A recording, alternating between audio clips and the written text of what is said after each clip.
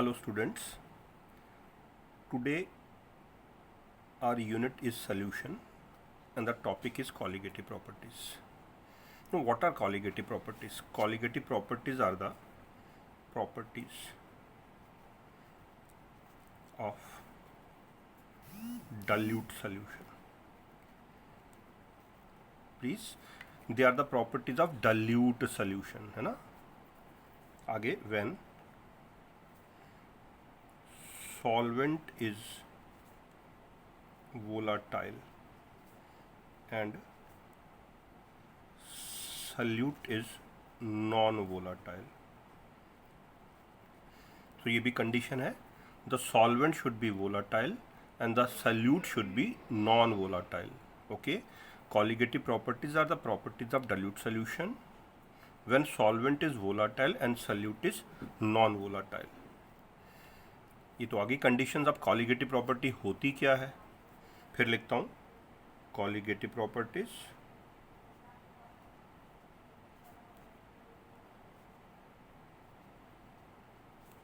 Are directly proportional to the concentration of solute inside solution.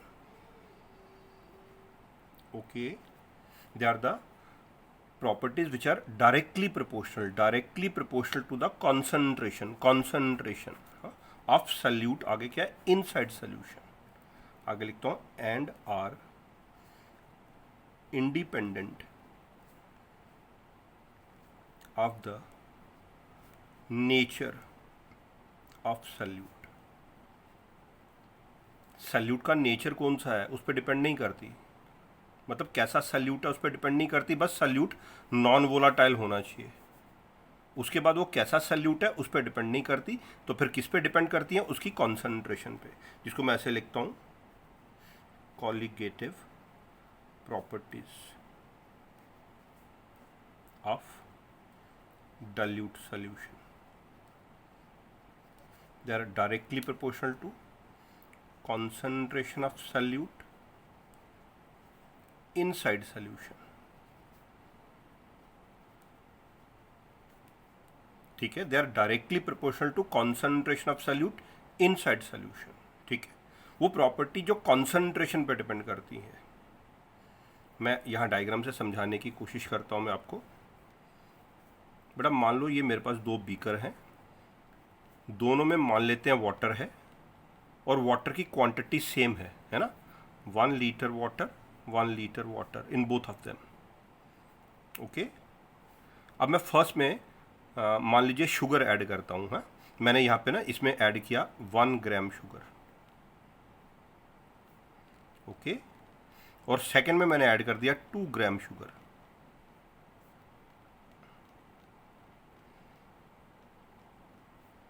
ठीक है, अब आप बताएंगे मुझे ये जो सोल्यूशन ए और सोल्यूशन बी है, कहाँ पे सल्यूट पार्टिकल की कंसंट्रेशन आपको ज़्यादा दिख रही है ना. देखो यहाँ पे कंसंट्रेशन कम दिख रही है क्योंकि 1 gram sugar in 1 litre water है, यहाँ कंसंट्रेशन ज़्यादा दिख रही है ना, राइट. तो बेटा जो सेकंड सोल्यूशन है इसकी कॉलिगेटिव प्रॉपर्टी की वैल्यू फर्स्ट से ज़्यादा होगी. कोई ऐसी प्रॉपर्टी है जिसे आप बोलते हैं कॉलिगेटिव प्रॉपर्टी, वो डिपेंड करती है कंसंट्रेशन पर. जहाँ पे कॉन्सेंट्रेशन ज़्यादा है, मैं बोलूँ नंबर ऑफ पार्टिकल ज़्यादा है, इधर नंबर ऑफ पार्टिकल कम है ना, इधर नंबर ऑफ पार्टिकल ज़्यादा है. सो जिसमें नंबर ऑफ पार्टिकल ज़्यादा है, कंसंट्रेशन ज़्यादा है, उसकी कॉलिगेटिव प्रॉपर्टी की वैल्यू ज़्यादा होगी. Sorry, colligative property is directly proportional to concentration of solute inside solution. अपना कॉन्सेंट्रेशन तो आपने बहुत कुछ पढ़ा हुआ है, जैसे मोलैरिटी पढ़ी है, मोलैलिटी पढ़ी है, नॉर्मेलिटी पढ़ी है ना, फॉर्मेलिटी पढ़ी है, मोल फ्रैक्शन पढ़ा है. तो कॉलिगेटिव प्रॉपर्टी के आगे आप यहाँ पे कोई भी कॉन्सेंट्रेशन ले सकते हैं, इट इज़ प्रोपोर्शनल टू, जैसे मैंने लिखा मोलैरिटी है ना, और नॉर्मेलिटी और मोलैलिटी और मोल फ्रैक्शन, आप कोई भी लिख सकते हैं. हाँ, ठीक है ना. Colligative property is proportional to molarity, C for molarity, or normality, or molality, or mole fraction, है ना। लिखने को तो कुछ भी लिख सकते हैं, लेकिन हम ये वाली टर्म जो है और ये वाली टर्म जो है ना, इनको हम प्रेफर नहीं करते। मोलैरिटी और नॉर्मेलिटी जो है ये टेम्परेचर डिपेंडेंट है, इसलिए हम इन टर्म्स को प्रेफर नहीं करते। तो हम बोलेंगे colligative property is proportional to molality या colligative property is proportional to mole fraction. Basically books में लिखा होता है it is proportional to mole fraction, है ना। It is proportional to mole fraction of solute inside solution. लेकिन आप molality लिखेंगे वो भी गलत नहीं होगा, ठीक है। कॉलिगेटिव प्रॉपर्टी ऐसी प्रॉपर्टी है जो कॉन्सेंट्रेशन पे डिपेंड करती है। हम कॉन्सेंट्रेशन की जगह मोलैलिटी या मोल फ्रैक्शन ले सकते हैं। मैं और एक डेफिनेशन लिखता हूँ, colligative property is proportional to number of solute particles, number of solute particles inside solution. That is more appropriate definition so far as objective questions are concerned. Colligative property is proportional to number of, number यहाँ ज़्यादा है ना तो इसकी colligative property ज़्यादा होगी, number यहाँ कम है तो colligative property कम होगी। ऐसी property जो number पर डिपेंड करती है, concentration पर डिपेंड करती है, जहाँ concentration ज़्यादा वहाँ colligative property ज़्यादा है, ठीक है। जैसे मान लेते हैं, जैसे हमारे पास पहले चलिए मैं नंबर की बात करता हूँ, ये नंबर कहाँ ज़्यादा है ना, कंसंट्रेशन कहाँ ज़्यादा है। फॉर एग्जांपल मैं यहाँ लिखता हूँ, फॉर एग्जांपल मैंने दो सॉल्यूशन लिखे ए एंड बी। इसको लिखा मैंने 1 मोलल एक्वस यूरिया, इसे लिखा मैंने 2 मोलल एक्वस यूरिया, है ना। जान के मैंने सेम सॉल्यूशन लिया, ये भी यूरिया, ये भी यूरिया, ये एक्वस, ये एक्वस। ये क्या 1 मोलल, ये है 2 मोलल। क्या आप देख रहे हो सेकंड में कॉन्सेंट्रेशन ज़्यादा है, सेकंड में नंबर ऑफ मोल ज़्यादा है, 2 मोलल है और ये 1 मोलल है। तो बेटा ये जो सोल्यूशन बी है ना, इसकी कॉलिगेटिव प्रॉपर्टी ए से ज़्यादा होगी, ठीक है ना। So colligative property of A, sorry solution B will be greater than that of A.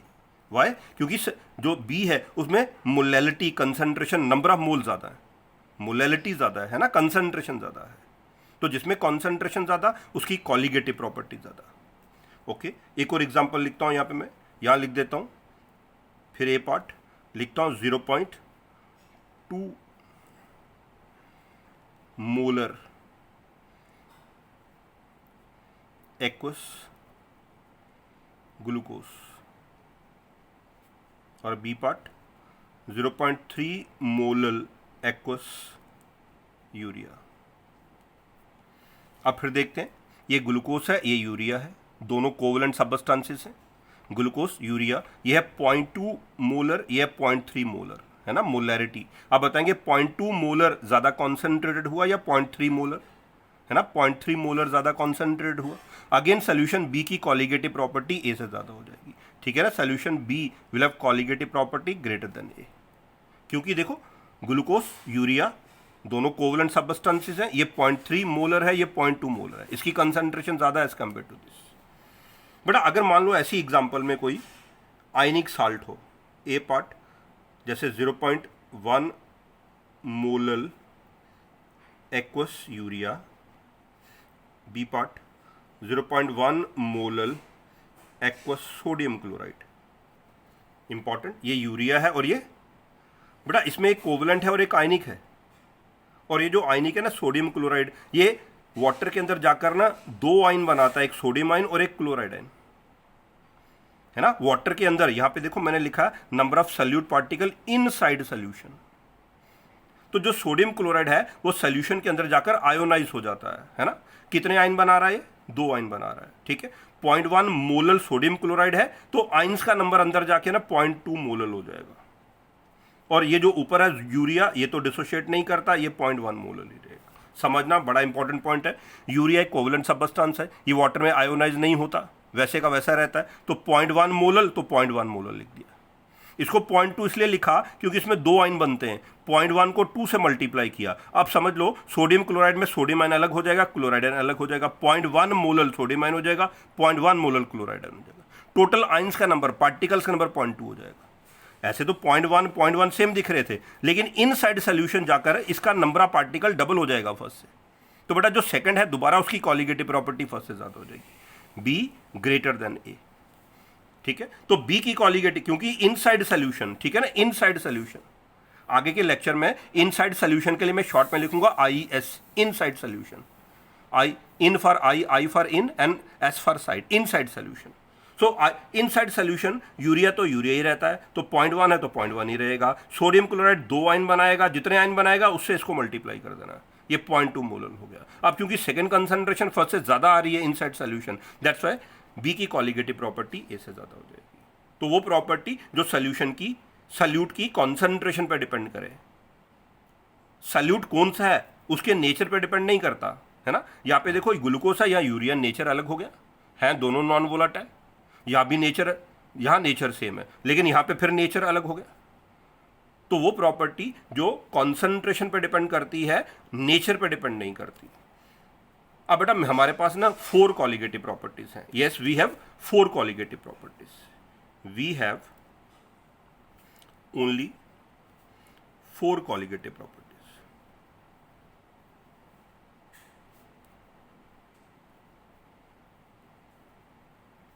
So there are only 4 colligative properties.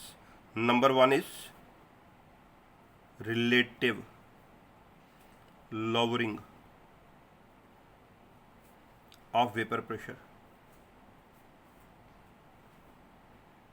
ये हमने रॉल्ट्स लॉ में पढ़ा, relative lowering of vapor pressure. Number 2, elevation in boiling point. Number 3, depression in freezing point. And number 4, it is osmotic pressure. So yes, mind it, only these 4 are the colligative property. बोलो first क्या है, relative lowering of vapor pressure. Okay, याद रखना vapour pressure colligative property नहीं है, it is relative lowering of vapour pressure. Number 2 is elevation, increase elevation in boiling point. Number 3 is depression in freezing point. And number 4 is osmotic pressure. अब बड़ा इन properties को आगे के lecture में हम detail में स्टडी करेंगे। ये जो कॉलिगेटिव प्रॉपर्टीज है इनका एप्लीकेशन क्या है, यूज क्या है। बेटा जो कॉलिगेटिव प्रॉपर्टीज है ना, इसकी हेल्प से हम नॉन वोलाटाइल सल्यूट का मॉलिक्यूलर मास कैलकुलेट करते हैं। Colligative properties